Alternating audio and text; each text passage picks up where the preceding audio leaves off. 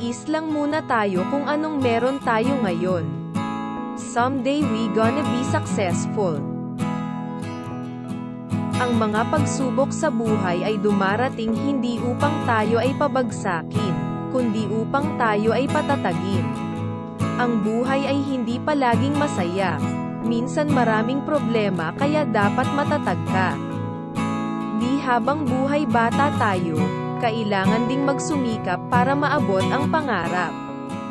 Napagtagumpayan mo noon, mapagtatagumpayan mo ulit ngayon.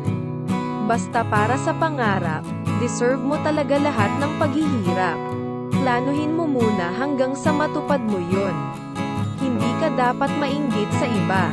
Tandaan mo, meron ka, na wala sila.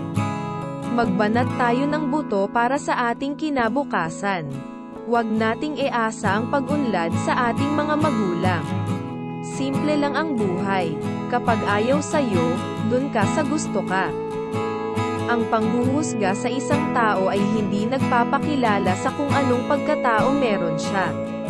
Ito ay nagpapakilala kung anong klaseng pagkatao meron ka.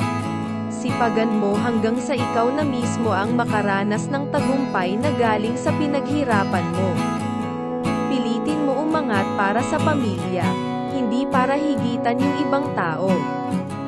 Mas magiging payapa ang pamumuhay kung hindi tayo nakikialam sa buhay ng may buhay.